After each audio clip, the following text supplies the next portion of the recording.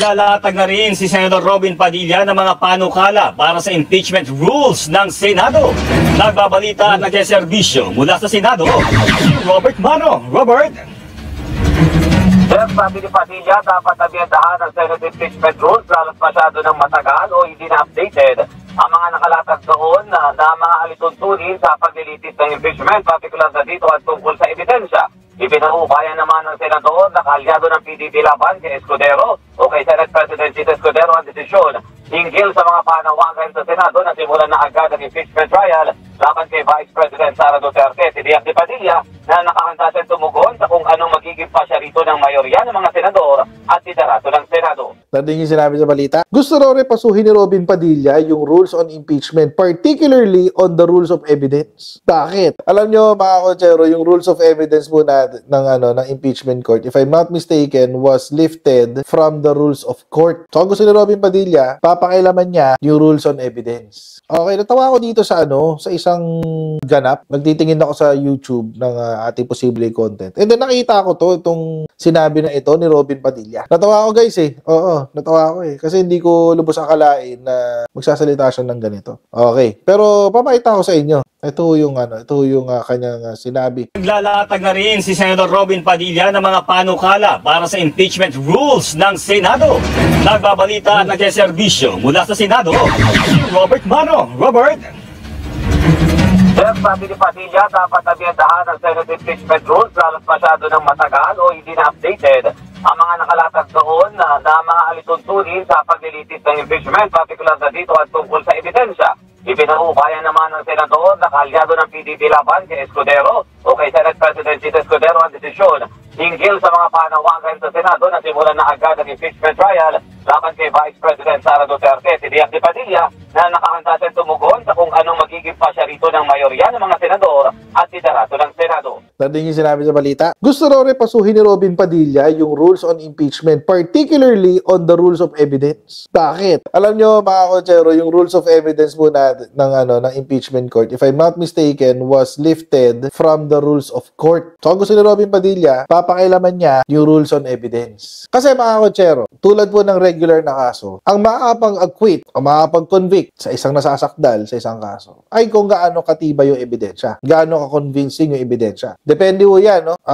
Meron nung tawag dito, dalawang quantum of proof. Yun ay ang preponderance of evidence at ang beyond reasonable doubt. Yung beyond reasonable doubt, mga kotsero, yun yung mas nakatataas. Yun yung pang-criminal cases beyond reasonable doubt. Kailangan kasi 100% sigurado na ang ebidensya ay nagtuturo doon sa nasasakdal na siya ang gumawa ng krimen. Yun ho yung sa criminal court. Sa civil law, merong tinatawag na preponderance of evidence. Preponderance naman, mga kotsero, is the kind of evidence na even an ordinary man, kahit ang ordinaryong tao ay magsasabi ng katotohanan o magtuturo sa ordinaryong tao tungkol sa katotohanan ng mga aligasyon. And yung preponderance of evidence, mga kotsero, mas mababang klase ng ebidensya. Usually, ang rule dyan, kung sino may mas convincing na ebidensya, siya ay panalo. Ngayon, ang tanong, bakit kaya babaguhin yung rules on evidence? Anong meron? Yung rules of evidence, yung rules of evidence natin, mga kotsero, from what I understand, base dun sa previous impeachment court, ay nakabase sa rules of court. Kinopya yung sa rules of court. So, anong gusto nila mangyari? Anong gusto mangyari ni Robin Padilla? Gusto niyang bawasan ang kapangyarihan o yung gusto niyang palabnawin ang ebidensya para makonvict si Sara Duterte? O gusto niyang mas higpitan pa para ma-acquit si Sara Duterte sa rules of court? Hindi natin alam kung anong trip niya, kung anong tumatakbo sa isip niya. But definitely, whatever he is thinking, yan po ay pabor kay Sara Duterte. Alam mo, umpisa pa lang. Hindi pa man nag-uumpisa, tumidiskarte na yung partido ng Duterte. I-rig nyo na yung impeachment court para pabor na agad kay Sara Duterte. At saka sa lahat ng papakailaman mo, yung rules of evidence talaga. Number one, kailangan dyan meron kang knowledge ng rules of court para pakailaman mo yung rules on evidence. So, mas ang mga credible lang na pwedeng rumepaso niyan, actually, mas maganda pa nga kung silang lahat collegial body. Pero ang mga qualified, like si Chis Escudero, JB Ejercito, Coco Pimentel, Tolentino, yan, yung mga abogado sa Senado. Kahit si Cayetano Kung re-repaso at re-repaso din lang naman. At ang rules on evidence pa ang papakailaman. Mas maganda na ano lang natin yan sa mga abogado kasi naiintindihan nila yung sinasabi nila. Nakakatawa lang yung itong kay Robin Padilla kasi halatang nag-feeling. Or worse, buti sana kung nag-feeling lang. Worse, isinusulong niya yung agenda ng kanyang amo na si Rodrigo Duterte. Yun ang mas malala. Bakit? Meron naman na tayong katibayan na ganyan ang galawan ni Robin Padilla. For example, ito, pakita ko sa inyo isa pang video ito. Interview ito kay Robin Padilla nung nakaraang January sa rally ng INC. Yung anti-impeachment rally, by the way, yung anti-impeachment yung anti-impeachment rally. Ako po ay matagal nang nakasuporta sa lahat po ng pagpangit ng INC. Kaya nga po ako nasa Net 25, kasama po nila ako sa mga lingap, kasama po nila ako sa ulat. At syempre, ito pong hindi naman po kaila sa inyo na ako po ay kandidato ng INC ng nakaraang eleksyon. Kami po sa Unity, kami po lahat ay inendorso ng INC. Kaya po kasama kami dito sa kanila pong rally para po muli ay magkaroon talaga ng unity, na magkaroon po ng pag-uusap, magkaroon ng pagsasama at patungo po sa kaunlaran. But do you also share yung pag-support ng INC kay Pangulo that this is not the time for impeachment? It's not a priority?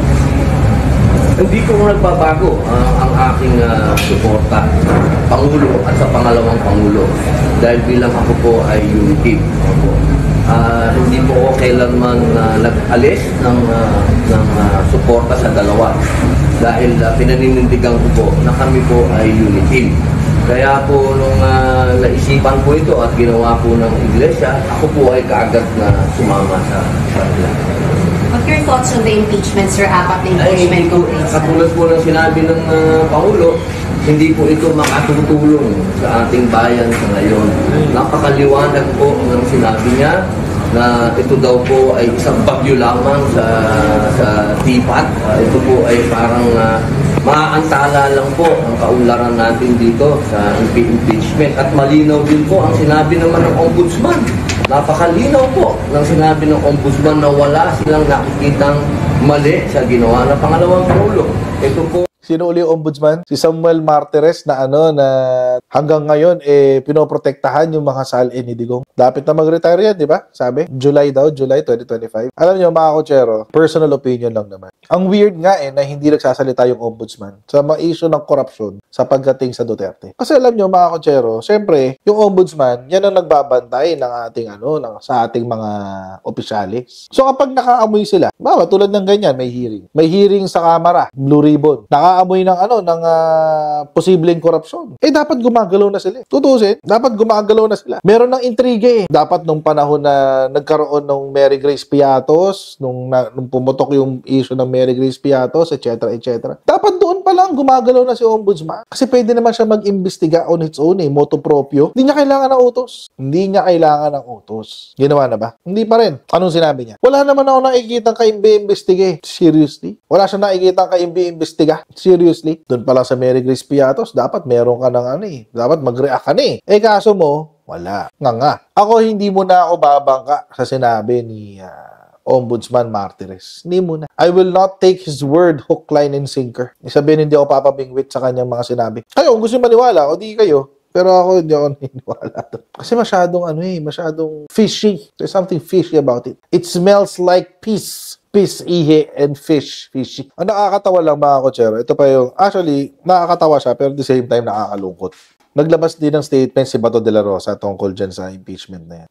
Sara Duterte might be acquitted if impeachment trial reaches the Senate. Here's why. De la Rosa said there are more than 10 senators who wanted to augment the 733 million peso budget of the OVP in 2025, and yet the Senate leadership voted to adopt the House of Representatives version. That was a drastic 1.3 billion budget cut. So, ibig sabihin, dahil merong 10 na gustong itaas ang budget ni Sara, most probably, meron silang 10. Meron silang 10 numero na pwedeng mag-acquit kay Sara Duterte. And with the current composition nga po, na napag-usapan na natin to, 15 or 16 ang kailangan mo para ma-acquit Eh, ilan lang sila? 23. Ma-convict pala. 15 ang kailangan mo para mag-convict. So, ilan lang ang kailangan mo para mag-acquit. Ilan lang kailangan? 15 minus 23. 8 lang kailangan niya para mag-convict. Konti lang. Eh, may 10 na sila. O, hulaan pa ba natin? Ilang beses ko na rin sinasabi kung sino-sino yung mga yan.